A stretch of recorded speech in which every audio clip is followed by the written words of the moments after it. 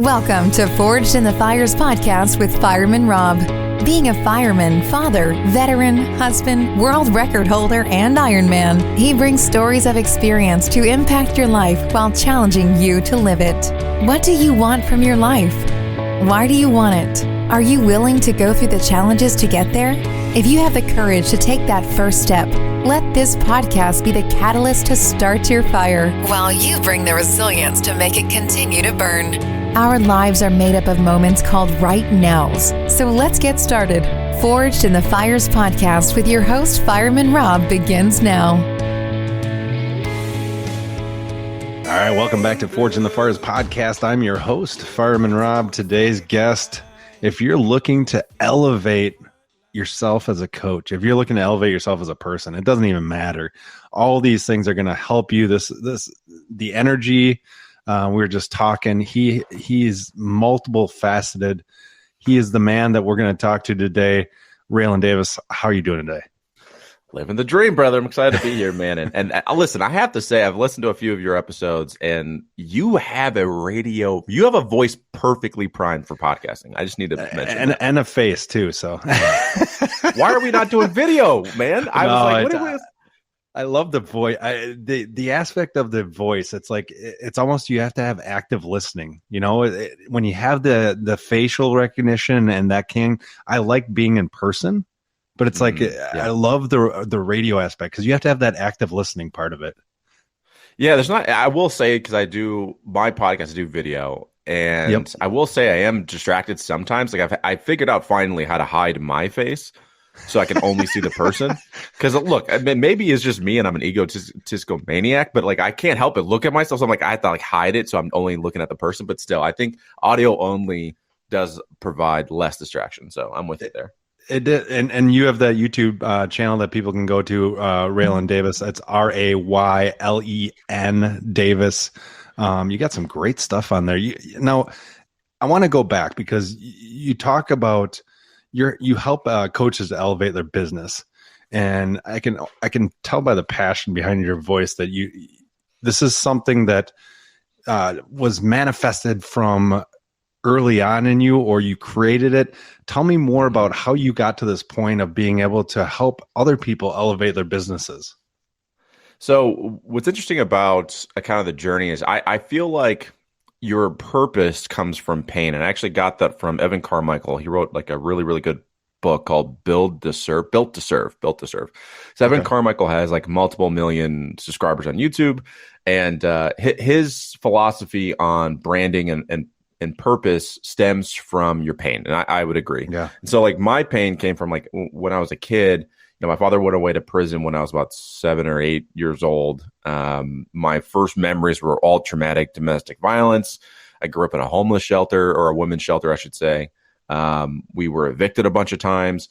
And so, I had a lot of pain growing up. And I think more than anything, I experienced victimhood, meaning like I grew up, I had a moment of being a victim, yes. But what happened was I got trapped in that mentality, and everyone around me gave me excuses. So I had phenomenal teachers growing up and counselors that meant well, but they all said, oh, you're not doing well in school because of, here comes the excuse, right? Your mother's struggling here financially after this, your dad's in prison. And so, but they meant well, but I didn't realize it was creating this culture of excuses until I had this teacher named Mr. Cop. And Mr. Cop, we got evicted one time. I was in 5th grade. I ran to the school, found him. He was an asshole teacher, Rob. Like he was so strict. And he was the only person I went to, and I just started bawling. And he took me to his house. We got a bunch of tarps, and he tarped because it started raining. I'm originally from Michigan, and it started raining all over our stuff. So he tarped all of our stuff, and he left. The next day I go to school, and he never mentions it. Never talks about it again. And in fact, I didn't go to recess that day because I did my homework. So not only did he not give me an excuse, he punished me. And so everything else. But dude, what it did was it gave me the opportunity to not use the excuse. Right. So fast forward to me becoming a coach. I used to be a VP of sales for education company. I learned sales there and coaching, fell in love with coaching. But when I became an online business coach, I saw a huge opportunity and one that I didn't feel like was being matched. And that is online today. And you probably see this. There's tons of coaches. They're like, look at my Ferrari. I made $1 million in 2 days. And so can you in 30 days or less. Right. Right. And here's the truth. And I don't know if you know this or not, but that's bullshit. Oh, yeah. Like the truth is, dude, it takes a lot of hard work. It takes mastery of yourself first. And so I was like, what if I just created a coaching program that, we give information and tactics, but more than anything, we teach you how to master yourself. How do you show up? How do you do the hard shit, which is, by the way, a lot of my clients hate reaching out to people. And we have this thing called the Daily Focus Report, and I make you reach out to people every day. I make you offer something every day. It's the worst. But what you find is, it's not that bad. And so, because what I'm trying to do is, I don't want to sell a hack. I don't want to sell an easy win, because as you know, there's no good things that ever come to you easy. It just doesn't work that way. Did you become the teacher that you loved? I love to hate, I should say. You're taking away recess from people, not having to make sales calls. Yeah, I 100% did that. So there's two things that from that pain and those things. So one is that we have the thing, like our brand is around tough love. And it started because when I first started this branding journey and trying to figure out, okay, what, because it's hard when you start off and it's just you and then you have a team and that message has to be shared amongst everyone. So we're trying to figure it out. And I say this thing a lot where right before, and it wasn't even me, one of my clients said this, and she goes, did you ever notice that whenever you say something rude, right before you say, I love you, right? And then I would go, you're fucking up. So that's where the tough love thing came from. The premise. So, yeah, I always go, I love you, right? And then it's like, look, you can't. But here's the thing: you can't sugarcoat stuff. Like, how many people I've seen that my whole thing is your actions have to be aligned with with what you want. If you tell me I want to have the biggest podcast in the world, I want to be a speaker on stage, I want this, and then we look at your actions every day, you have to now tell me, which one do you actually want? Do you want to keep your excuses or do you want the results? You can't have both, unfortunately. No, you're so right, and I love one of the comments that you have here is these people legitimately feel like family, and I think that's you've created something that to elevate the coaches, because these people are coaching other people to lead. And what does it feel like to be that leader now, coming from where you have? Obviously, it's not an excuse for you, but coming from where you have, how does that feel and translate into you're helping other people elevate? Maybe they weren't in that same situation, but how do you feel being able to do that now? Well, so my entire company, so we have three things that we do. We have the Coaches Academy, we have our content marketing agency, and then we have Elevated Sales Coaching, which is the corporate. All three of those things have one purpose, which is to help people remove excuses and obstacles so they can realize they deserve more.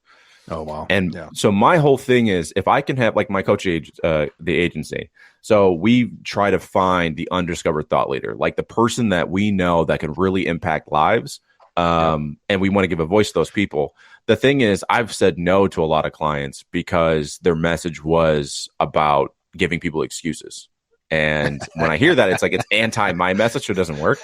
But how does it feel? Listen, to be honest with you, man, I really do suck at reflecting. And I do. One of the things that I'm working on is being better at having gratitude. A good example of this is like today, I made a post about how I was beating myself up at the end of the year. And so I'm evaluating, Elevated has only existed on paper for a year. It's been in my head for 3. But this year, we just did 200K. And in 1 year. Huge. That's huge. Right. But to me, Rob, I was pissed because I said we should have been $1 million. So what I did was I went back and there's a great book called Gap in the Gain by Dr. Benjamin Hardy and Dan Sullivan. Okay. And what they talk about in this book is that if you are always measuring yourself from where you think you should be, you're always a failure. But if you measure yourself based on where you were, you're always a success and there's always something to gain. That's huge, one of the things I realized was that, dude, like 2 years ago, I think I have a screenshot from it, but my bank account was negative $1,200. Then you fast forward to today and we're cash collected 208. Like that's a win, Rob. So, for me, I do suck at doing it, but I will say that like what I enjoy about what we do is that, every single one of our coaches, either in the academy or any one of our clients that we serve in the agency, they're all helping people. And that's like the number one thing to me. It's like, can you make an impact? I can monetize anything. It's one of my gifts. I can figure out how to make money doing anything. So to me, that's not a priority. It's like, what do you want to do? I usually start with, what do you want? And if you could do it for free every single day, what would that thing be? And then it's up to me to figure out how we make money with it. But the first priority is, how can we make an impact and help people realize they deserve more? That's huge. I mean, that's what did before you got into kind of the academy side, because you said you did some online I just lost. I was a sales coach before. Yeah, you did the sales coach, and how did that transition come into when you started being a sales coach? What was the premise behind the sales process that you had? Because obviously it's transitioned throughout your time. What did you initially look like as a salesperson? Yeah, so I used to sell. So I was a executive in this for-profit education space. So it was a trade school, and we had 30 locations all over the nation. And I started there. So one of the things that I was super fortunate was I started as an entry-level salesperson, and in 3 years became an executive. And one of the things I learned there was, if you're selling, especially if you're selling education, which most of us coaches are, you're really your objections that you get, it's not usually money based, it's inspiration based. So I kind of figured out this path for me that I called inspirational selling. And so the whole premise was, let's figure out who you need to become in order to get to these goals.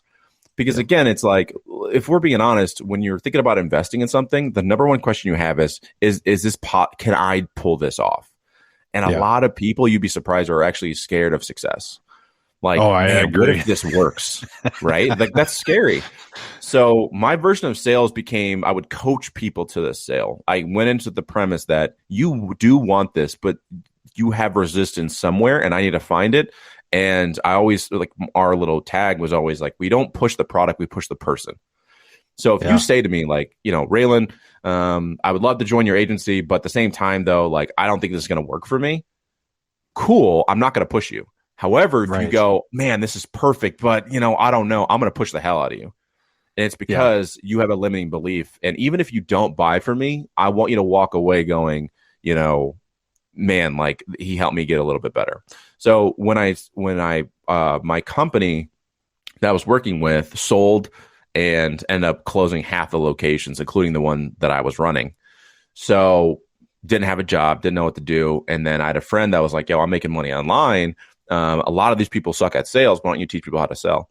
So I started doing that. And I had the worst program. My first program was called Combat Ready, because I used to be a professional MMA fighter. Okay. And it was called Combat Ready. And here's why it sucked, is because if you hear Combat Ready, you have no idea what the hell it is. And that was it doesn't. It doesn't correlate. You're like, I'm ready to fight. Yeah, exactly. Dude, it's so stupid. I didn't know anything really about marketing then or branding. But I still, like, it was pretty successful. I think, overall, the first time I ran it, we did like 20,000. So like, the thing is, I knew how to sell, right? Like, I knew how to sell. So anyway, fast forward to now, why I stopped doing that was because I had this problem where people would work with me. It was a 2-month program. They would make more money than they ever have. And then they would stop working with me, and then they go back to their old habits, and they wouldn't make any money.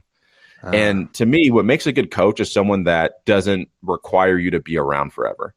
My goal is, can I give you it's like, can I give you a skill that's yours? And if it's a lot of the coaching, news flash for a lot of people that don't know, a lot of these coaching programs are built with the understanding that you're broken and that we have to keep you broken so you keep paying us.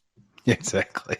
That's how it works. And so I said, well, once again, what if I created a community? What if I created a different program that the whole incentive was, I want you to stay because you want to stay, not because you have to.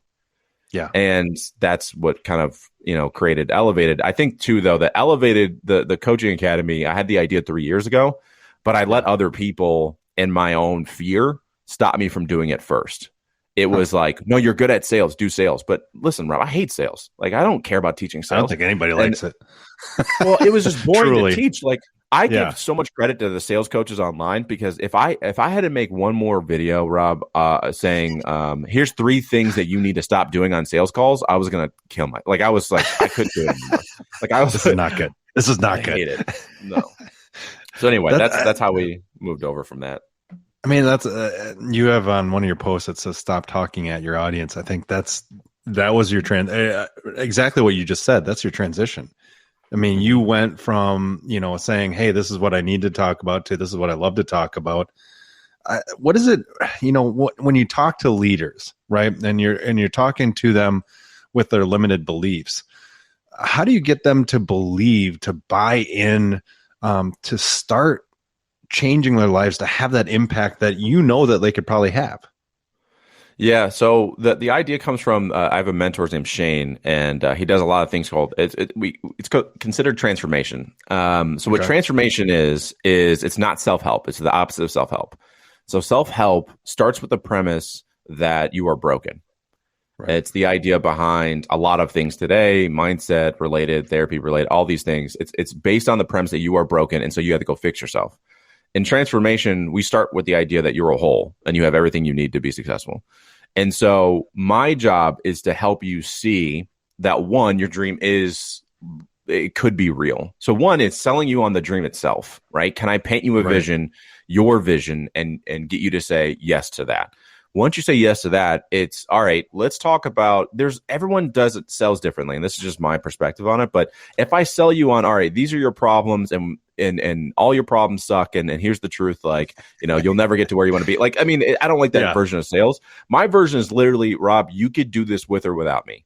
It just might be easier with me. That's my pitch. Ooh, like anybody could do what I do. Yeah. Like, here's the truth. Like, I have a content marketing agency. Literally, I could tell you exactly how to do it. Anybody could have the company that I have. And then at least I'm honest about it. I go, look, man, the truth is you can find somebody else to do this and they might even do it better.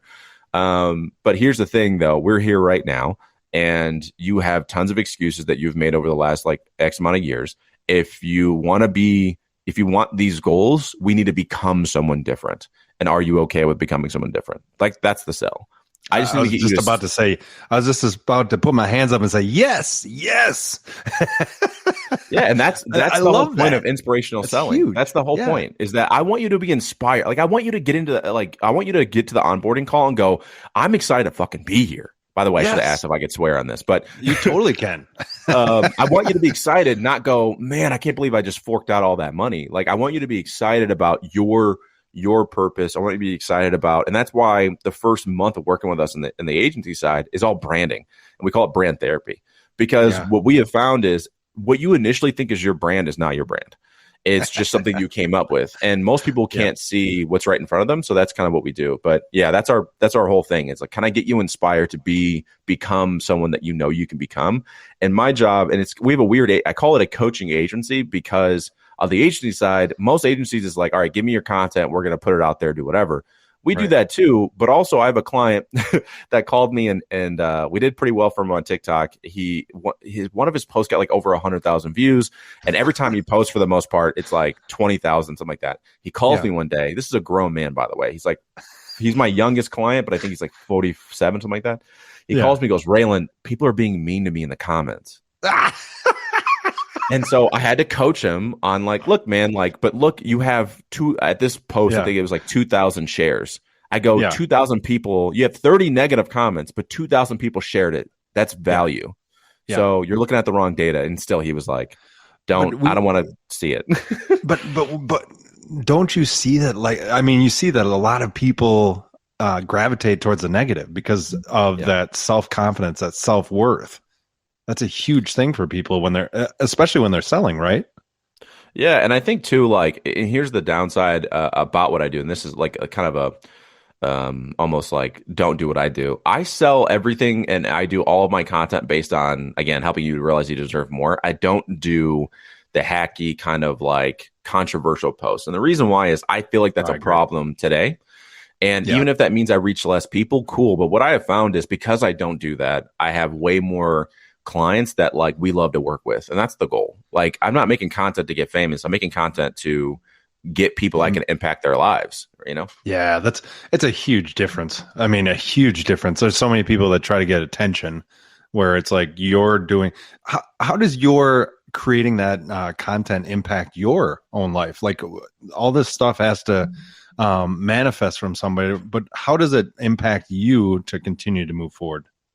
Yeah, well, first of all, it's super it's a motivation in that we're going the right way.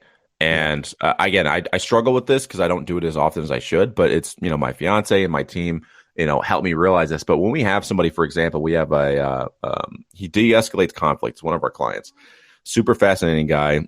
He goes to prisons and teaches them how to become peacemakers. He uses a process called affective labeling. You just labeling the emotions of the people, and it's the best way to listen. And so he told this story at this workshop. We work with him, and he goes, he helped this woman in prison write a letter to her son, who she hasn't seen. Sorry, are you still there? Yeah, I'm still sorry about that. I was listening intently. Sorry. So anyway, this woman accidentally killed somebody in a drug driving accident, and she's in prison for life, and hadn't seen her son in 18 years. So he teaches her this method, and she writes a letter using only affective labeling, which essentially just all his perspective. You must feel like this. You feel like this. You're angry at me because of this, but never defends anything. Just labels how he must feel. He finally responds to the letter, just writing her the riot act. Like the whole letter was just tearing her down. But at the very end, she says, or at the very end, her son says, "I'm going to come visit you with my girlfriend. We'll see you soon. I love you, Mom." Wow. So when I hear stories like this, the thing about this individual, he's been doing this for 20 some odd years. He left behind $10 million of his very successful lawyer practice to do this, and nobody knows him. That's what motivates me. It's even if it's 100 people, can I get more people to know about his great work? And that's what, it's about for me again. But again, it's one of those things where it's I could probably make way more money, Rob, if I did what everybody else does in marketing. Look how much money I've made. Look at this. But I would rather make the impact. So, It's how much do you take away from that? I mean, that's the thing is they always say, money doesn't create happiness. Doing what you love to do creates a happiness. Yeah, and look, money is important. And look, I'm a sales guy at heart, and so yes, don't get me wrong, my clients pay me very well. But at the same time, though, it's can you have money and be happy? Can you have money and make an impact? And that's been the gamble since I started this, was this thing of going, it is perfectly possible for you to make money and make an impact. Because I also grew up seeing people that I originally from Michigan, and I had a lot of broke people tell me, you can't have a bunch of money and be happy. And I said, that sounds like bullshit. Watch me. And so now that's what we created. It was I want to give other coaches, other consultants the ability to make major impact, have stories like this, but also look at their bank account and go, all right, cool. I'm good. I love that. Make sure people go to elevatedcoachesacademy.com. Raylen, the amount of information, I can only imagine. We'll have to have you on again in the new year as people start to figure out that their lives need to have some impact. But what is one of the things that you always tell people when you first meet them? I love that. Look, I don't want to waste your time. What is that? What is that one thing that you tell people that that really you want them to bounce around in their head to think about? Hey, do I need to do this? Do I want to do this? How do I move forward? What is that kind of inkling that you put in their head? Yeah, usually literally every time I have a conversation about anybody that either wants to join the academy or the agency, the first question I always ask is, what do you want? Because what's interesting is what I have found is that we don't think about that enough. We actually don't know what we want. And when we don't know what we want, how in the hell are you going to get there? It's like running a marathon, but not knowing where the hell you're going to go. You're just on this path for what? And I think our entire mission is to get people to make more choices and be less on autopilot. And so, and by that, I mean, most of the decisions you make are on autopilot, right? Someone says something to you, you take it personally, you get upset. It's these common things that we do, but it's those things that hold us back to actually be getting what we want. And so for us, we have these things called the 5 laws, and I'll run through them really quick, but the 5 laws are all based around, again, the transformation work that I've done with my mentor, Shane. And it's also the reason and the way that I've created, my company and had, the little success that we've had. But the first law actually comes from the 4 Agreements by Miguel Ruiz. I'm pretty sure I got that right. But it's be impeccable with your word. And it's so simple, and everything I'm about to go over in these 5 laws are simple, but not easy. I want to make sure that's understood. It's simple, but it's not easy to execute. So again, being impeccable with your word simply just means, and that's where the daily focus report comes in for us, is you tell me I'm going to do these 3 things, but you'll notice every single day you will find excuses as to why you can't do one of them at least. And so it's one of those things where if you're impeccable with your word, you cannot help but to be successful. So the second law is you're the source. What this means is simply that everything is not an accident. It's because of you. You created that outcome, whether that is you put this off too long, you're avoiding something. That's usually the case. But also you're the source on a positive side means that anything that you want to create, you can create. Like you have everything you need now.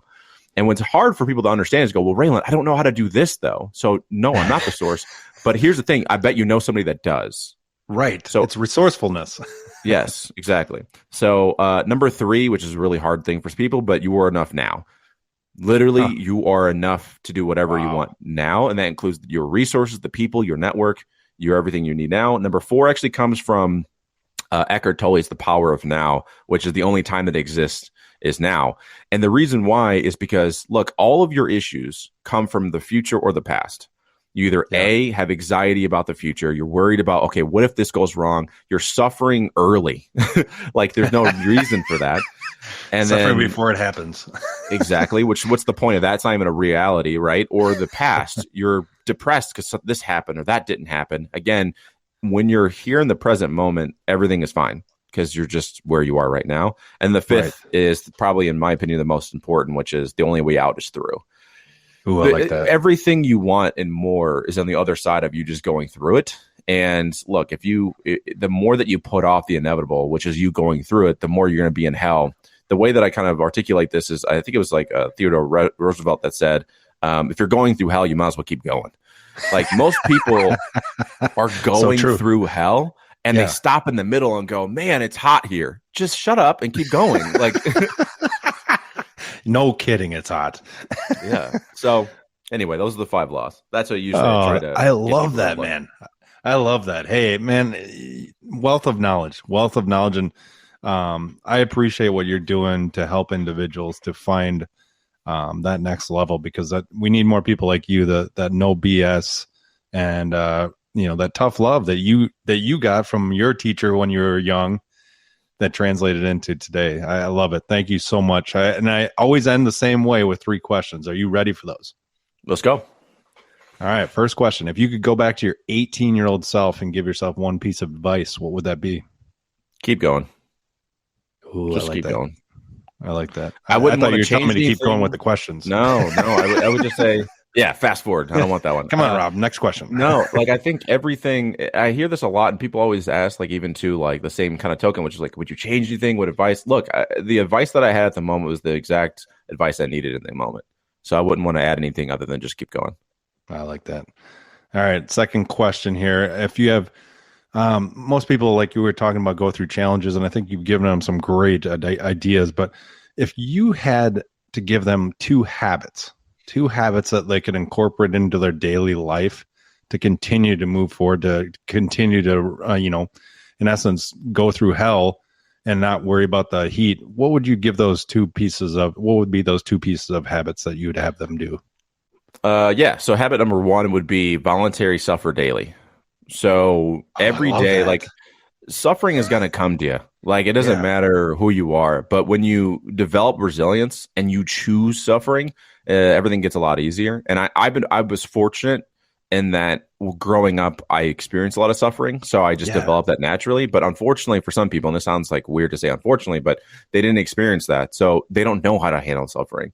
So whether that's doing a cold plunge, a cold shower, whether that's doing sales calls because you hate them, whether that's like for me, and this is going to sound odd, but it's writing. I hate writing because I hate my own writing. So I write every day, like, because I hate it. And the second would be offer something every day. So by that, I mean, like, there's a great book. I've just gave like 18 books today, I know. But there's a great book called What's in It for Them? What's in It for Them by Joe Polish. And the whole point is like his entire empire he's built, which he, I don't even know how much money that guy makes, but he makes a lot of money. It's all based around what's in it for the people he's talking to and serving other people in the best way. And maybe you're listening to this and say, Raylen, I don't have an offer. Like I don't have something I can sell people, but everything is an offer. So it could be, who do you need me to connect you to? It could be, hey, like, can I help you move? Like there's something you could do to offer somebody. And then if you are a coach, you don't have to sell every day online, but it could be like for you, Rob, it would be every single day, promote something with your podcast, like share a clip, tell someone a story about something you've learned from the podcast. Like that's an offer still. So there'll be the two things: voluntary suffer every day and offer something every day. Perfect, man. I'm writing this stuff down. I'm like taking your course as I love this. I'm full of coffee, so I'm ready to go. We gotta get you more espresso then. Last one. Here it is. If you could have coffee with 3 people at a firehouse table, so in other words, nothing's off the table to ask questions, and they can be deceased or alive, who would those 3 people be and why? Oh, man. Okay, so number 1 would be Marcus Aurelius. He wrote the book Meditations. Yes. He's a Stoic. I think that would be phenomenal. Because for him, I would ask, because Stoicism is loosely, I'll just say, based on the same thing with transformation I'm talking about, which is like you're everything, like you have everything you need now. You're not broken. It's also based on the idea, I think about being conscious, like making choices based on like what you want to do versus emotions. And what I would ask him would be, what makes you go unconscious? Like, what are the things that makes you upset still? Because I think we glorify a lot of these people, but they are human and they have pitfalls as well. So that would be fascinating for me. The second person would actually be, I think the second would probably be, which I can talk to him now, so it'd be weird to put him there, but Joe Polish has always been like a huge mentor to me from afar. He's he's known as like the most connected man in the world. But he also comes from trauma. And so what I'd like to find out from him would be that how do I decode the success of him? And how do you go from trauma to that? And how other people can do the same? And then the third one, I think, would probably end up being this would probably be a bit taboo. Maybe we'll go with this one. There's a jiu-jitsu practitioner and coach called John Danaher. Okay. He's created what's called the Danaher Death Squad. He's like one of the most successful jiu-jitsu coach. Yeah. He has a background in philosophy, as well as obviously he's like a multiple black belt in jiu-jitsu. And the reason why I'd want him there as well, because 1, he's a background in philosophy and I'm obsessed with philosophy. But 2, his ability to break down movements and give it to anybody, his ability to take someone who's good and make them an expert is fascinating to me from a coaching perspective. Right. And I think one of the things that I would like to get better at as a coach is always, how can I make you get to your potential? And that's what he's the best at. So those would be my 3. Oh, I love him. That's awesome. I appreciate so much all of the knowledge that you just dropped on everybody in this podcast. So make sure you go to elevatedcoachesacademy.com. Find out more. Thanks again for being on today, Raylen. Oh, man, it was a pleasure, man. You got to come do my podcast. I want to decode your success as well. That's going to be a long podcast. I got nothing but time, brother. Thanks for listening and supporting the Forged in the Fires podcast with Fireman Rob. Remember, don't forget to like and subscribe to this podcast, and please share this episode with a friend or family. To find out more about Fireman Rob or reach out about a question, go to www.firemanrob.com. Until next time, live your life forged in the fires.